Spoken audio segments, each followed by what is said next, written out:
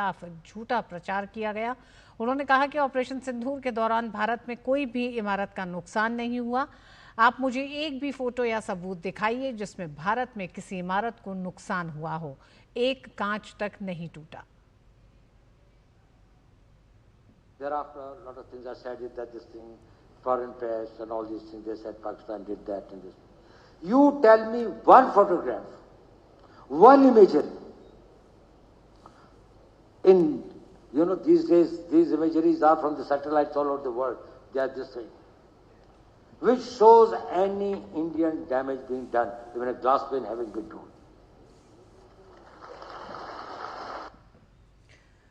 एक देश एक चुनाव के लिए 129वें संशोधन बिल पर ज्वाइंट पार्लियामेंट्री कमेटी की बैठक संसद भवन में चल रही है। बैठक में सुप्रीम कोर्ट के 2 पूर्व मुख्य न्यायाधीश न्यायमूर्ति DY चंद्रचूड़ और न्यायमूर्ति JS खेहर कमेटी के सामने सुझाव दे रहे हैं। संसद में पेश हुए 129वें संविधान संशोधन बिल पर चर्चा करने और सुझाव देने के लिए पूर्व केंद्रीय मंत्री PP चौधरी की अध्यक्षता वाली 39 सदस्यीय JPC बनाई गई है। JPC का काम बिल पर व्यापक विचार विमर्श करना, विभिन्न पक्षकारों और विशेषज्ञों से चर्चा करना और अपनी सिफारिशें सरकार को देना है। अब तक कमेटी की 4 बैठकें हो चुकी हैं। केंद्रीय विद्यालयों के कुलपतियों का 2 दिवसीय सम्मेलन गुजरात के केवड़िया में केंद्रीय मंत्री धर्मेंद्र प्रधान और राज्य मंत्री सुकांतु मजूमदार की उपस्थिति में हो रहा है।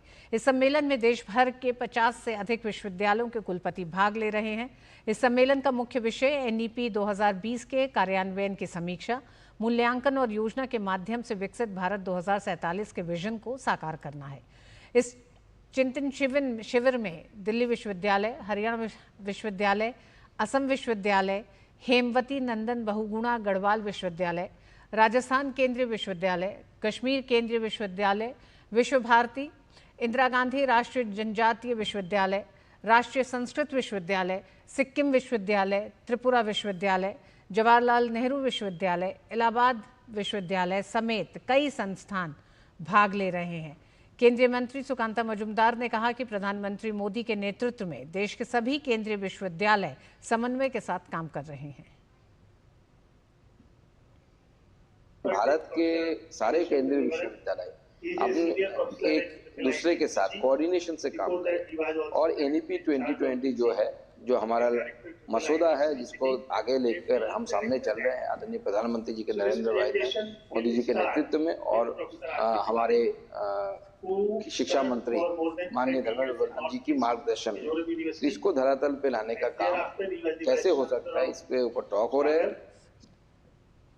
मलेशिया की राजधानी कुआलालंपुर में आयोजित आसियान भारत विदेश मंत्रियों की बैठक में भाग लेने पहुंचे भारत के विदेश राज्य मंत्री पवित्रा मार्गरीटा ने बैठक से इतर तिमोर लेस्ते के विदेश मंत्री बेनिडिक्टो फेरेइटास से मुलाकात की। इस दौरान दोनों नेताओं ने भारत और तिमोर लेस्ते के बीच चल रहे द्विपक्षीय सहयोग पर चर्चा की और दिल्ली साझेदारी को और मजबूत करने के उपायों पर विचार विमर्श किया। भारत के विदेश राज्य मंत्री ने आतंकवाद के खिलाफ भारत की लड़ाई में तिमोर लेस्ते के समर्थन और एकजुटता के लिए आभार भी व्यक्त किया।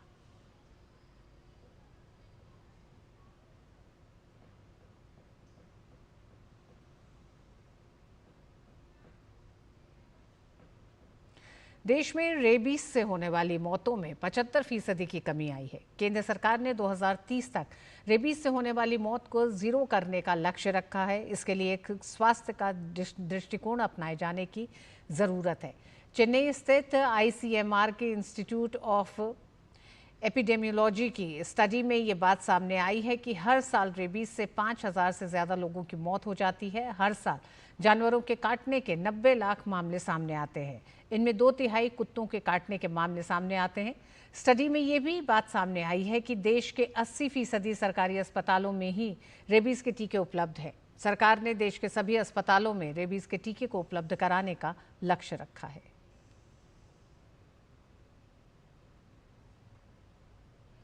स्टेट में स्टडी की थी और जो भी हमको what we found in the study was about number of animal bites were about 9 million per year and based on the mathematical model हमने एस्टिमेट किया कि about 5700 deaths per year rabies की वजह से हमको मिलते हैं।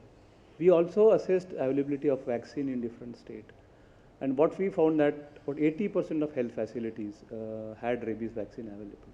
But अभी टारगेट है कि 2030 तक ज़ीरो रेबीज़ करना है। उसके लिए 2-3 चीज़ें करना बहुत ज़रूरी है। एक तो सब हेल्थ फैसिलिटी में रेबीज़ वैक्सीन अवेलेबल करना बहुत ज़रूरी है।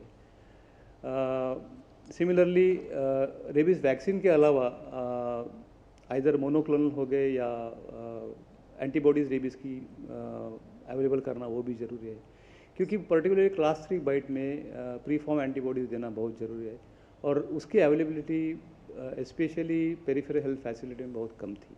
सेकंड चीज़ मैं बोलूँगा कि डॉग वैक्सीनेशन, क्योंकि जस्ट ट्रीटिंग ह्यूमन केसेस और vaccinating them with vaccinating animal bed cases is not going to stop rabies transmission. We also need to ensure that the dogs are vaccinated. So that is one important measure that we'll have to take. And the third thing that we'll have to take is we also need to improve the surveillance in animals. दुनिया में भारत की UPI payment service का डंका बज रहा है। अंतर्राष्ट्रीय मुद्रा कोष ने भी यूपीआई की जमकर तारीफ की है। आईएमएफ ने कहा कि यूपीआई का तेजी से विकास हो रहा है, जो भारत में बाकी सभी डिजिटल भुगतान के तरीकों से आगे है। वहीं अब लोग नगद का कम इस्तेमाल कर रहे हैं। आईएमएफ ने कहा कि यूपीआई के जरिए भारत में अब हर महीने 18 अरब से अधिक का लेन देन हो रहा है। इसके अलावा भारत अब किसी भी देश की तुलना में सबसे तेज भुगतान करता है और इसका श्रेय पूरी तरह से यूपीआई को जाता है। बता दें कि यूनिफाइड पेमेंट इंटरफेस यानी यूपीआई एक क्विक और रियल टाइम पेमेंट सिस्टम है, जिसे भारत में साल 2016 में शुरू किया गया था। इसे एनपीसीआई द्वारा मोबाइल फोन के माध्यम से ऑनलाइन ट्रांजैक्शन की सुविधा के लिए विकसित किया गया था। देश में आए दिन जबरन धर्मांतरण कराए जाने के मामले सामने आ रहे हैं और इसके मद्देनजर महाराष्ट्र सरकार जल्द ही जबरन या प्रलोभन देकर किए जाने वाले धर्मांतरण के खिलाफ एक कड़ा कानून लाने की दिशा में आगे बढ़ रही है। इस मामले में राज्य के मुख्यमंत्री देवेंद्र फडणवीस ने विधानमंडल में आश्वासन दिया है कि पुलिस महासंचालक यानी डीजीपी की अध्यक्षता में गठित समिति की रिपोर्ट प्राप्त हो चुकी है और अब उसके आधार पर आगे की कार्रवाई की जाएगी। मुख्यमंत्री ने स्पष्ट किया कि राज्य सरकार इस संवेदनशील विषय को गंभीरता से ले रही है।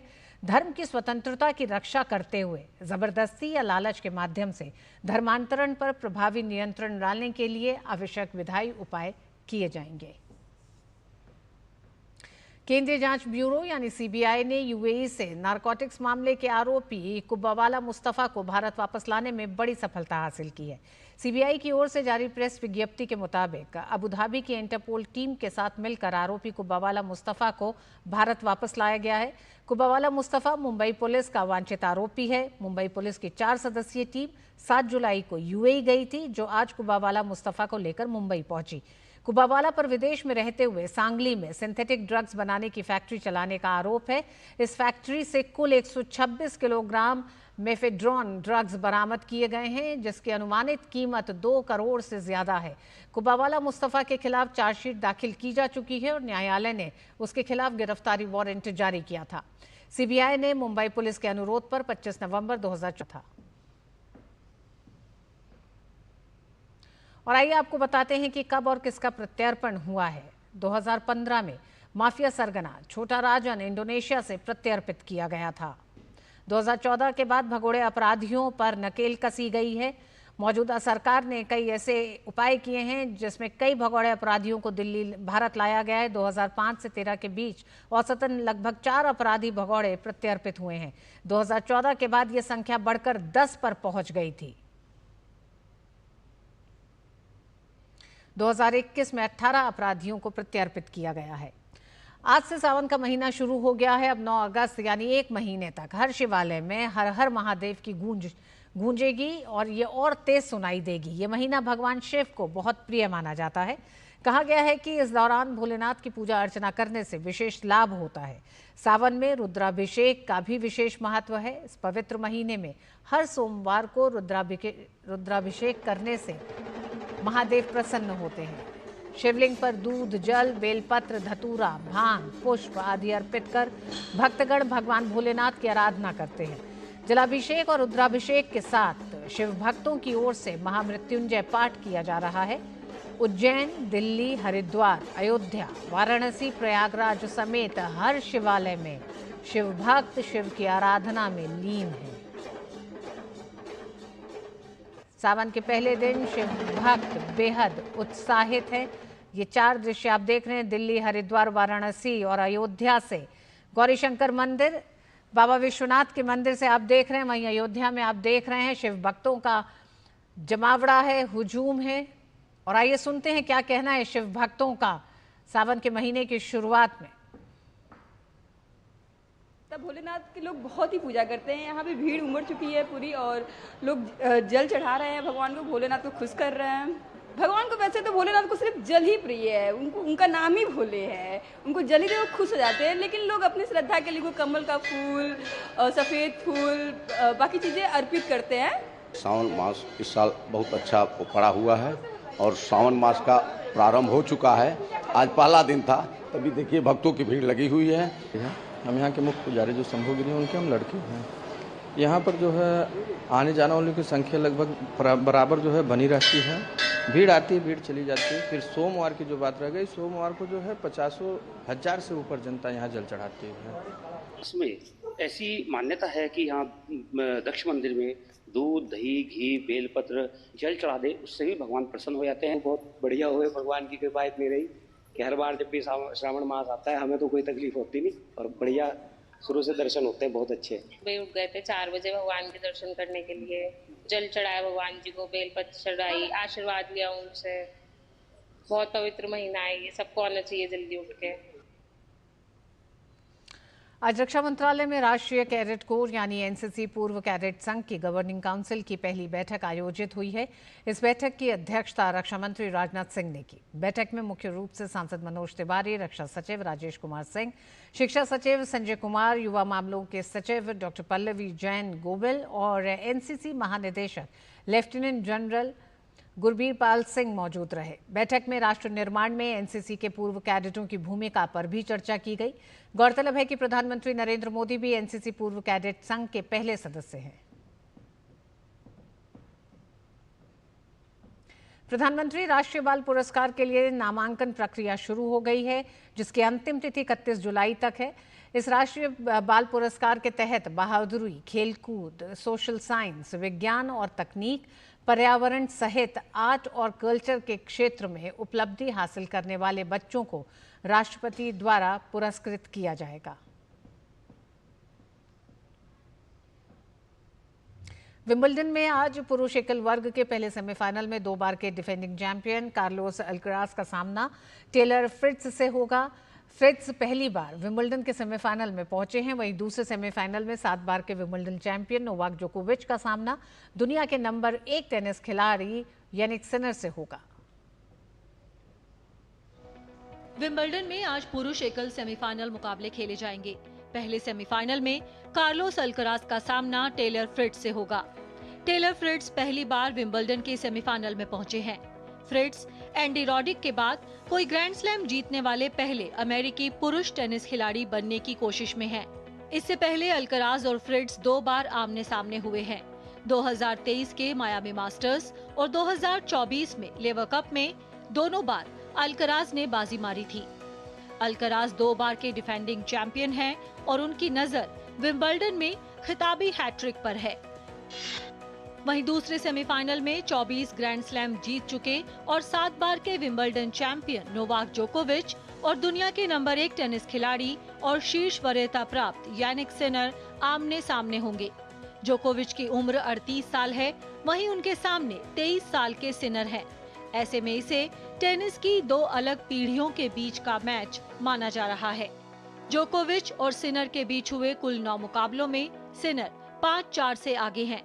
खास बात यह है कि दोनों के बीच हुए पिछले 4 मुकाबलों में सिनर ने बाजी मारी है। हाल ही में फ्रेंच ओपन के सेमीफाइनल में सिनर ने जोकोविच को सीधे सेट्स में मात दी थी। ये कहना तो मुश्किल है कि कौन से 2 खिलाड़ी रविवार को होने वाले फाइनल में नजर आएंगे, लेकिन दोनों सेमीफाइनल्स के रोचक लाइनअप को देखते हुए ये जरूर कहा जा सकता है कि टेनिस प्रेमियों को आज 2 रोमांचक मुकाबले देखने को मिलेंगे। Sports desk, DD news. Special Olympic Bharat के अध्यक्ष मल्लिका नड्डा ने नई राष्ट्रीय खेल नीति को देश में खेल को जड़ से मजबूती देने की दिशा में उठाया गया कदम बताया। इसके साथ ही उन्होंने कहा कि 13 से 19 जुलाई तक स्वीडन के गोथेनबर्ग में आयोजित होने वाले गोथिया कप युवा फुटबॉल टूर्नामेंट में देश ने अपनी एक अलग पहचान बनाई है। स्पेशल ओलंपिक भारत की अध्यक्ष मल्लिका नड्डा से खास बातचीत की हमारे संवाददाता गौरव कुमार ने। इस वक्त हमारे साथ स्पेशल ओलंपिक भारत की अध्यक्षा मल्लिका नड्डा मौजूद हैं। मैडम, कैसे देखती हैं इस पूरे एक मिशन को, चाहे गोथिया कप की बात कर लें, चाहे हम स्पेशल जो विंटर गेम्स हुए थे उसकी बात करें, या फिर स्पेशल ओलंपिक की बात करें, तो किस तरह से एक पूरा परिदृश्य जो है वो पिछले कुछ समय के दौरान बदल गया है? क्रांति खेल से इस विषय को लेकर स्पेशल ओलंपिक्स कार्य कर रहा है और इंक्लूजन रेवोल्यूशन ये स्पेशल ओलंपिक्स का हमेशा का मूल मंत्र रहा है। और मुझे लगता है पिछले कई वर्षों में ये आंदोलन जन जन तक पहुंचाने का प्रयास स्पेशल ओलंपिक्स भारत के कार्यक्रमों के माध्यम से हो रहा है और समाज की मुख्य धारा से हमारे दिव्यांगजनों को हम खेलों के माध्यम से जोड़ रहे हैं और आगे बढ़ाने का प्रयास हो रहा है। वर्ल्ड समर गेम्स और वर्ल्ड विंटर गेम्स में स्पेशल ओलंपिक्स के भारत के खिलाड़ियों का बहुत ही अच्छा प्रदर्शन रहा। खेल मंत्रालय और एजुकेशन मंत्रालय, मिनिस्ट्री ऑफ एजुकेशन, दोनों के माध्यम से हम इस इंक्लूजन के विषय को आगे बढ़ाने का प्रयास कर रहे हैं। किस तरह से गोथिया कप को भी एक नई पहचान जो है वो देश में भी मिल रही है और हम देख रहे हैं किस तरह से कि हरियाणा की जो अंडर 15 की लड़कियों की टीम है वो भी हिस्सा ले रही है। तो ये कहना चाहिए कि इसका विस्तार जो है वो अब पूरे देश में हो रहा है। गोथिया कप 2025 में जहां स्पेशल ओलंपिक्स भारत की टीम दूसरी बार जा रही है, वहीं हमारे लिए ये विशेष उपलब्धि है कि अंडर 15 गर्ल्स टीम हरियाणा की पहली बार गोथिया कप के लिए चयनित हुई है और ये टीम विश्व के 70 देशों के साथ अपने टैलेंट को प्रदर्शित करेगी, जहां 1900 टीमें खेलेंगी और ये विश्व का सबसे बड़ा फुटबॉल का इवेंट प्रतिवर्ष स्वीडन में गोथेनबर्ग में कराया जाता है।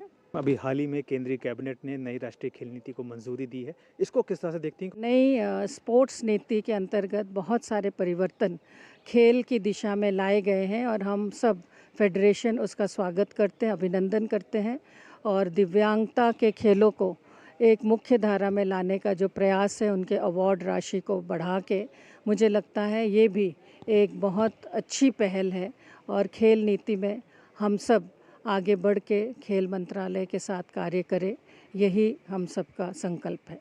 खेल जो है वो जिस तरह से अब विस्तार उसको मिल रहा है, देश में एक नई जो खेल नीति है उसका जो फ़ायदा है वो केवल ज़मीनी स्तर पर नहीं मिलेगा बल्कि खिलाड़ियों को अब ज़्यादा से ज़्यादा एक्सपोजर भी मिलेगा। कैमरामैन ललित के साथ मैं Gaurav Kumar, DD news, Delhi.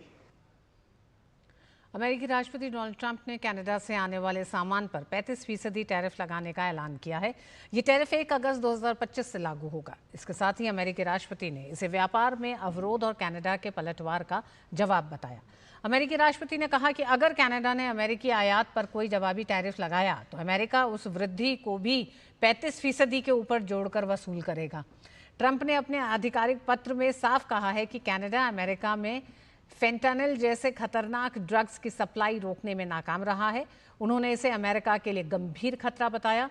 Donald Trump ने कहा कि अब समय आ गया है जब अमेरिका को अपनी सुरक्षा और अर्थव्यवस्था को प्राथमिकता देनी चाहिए।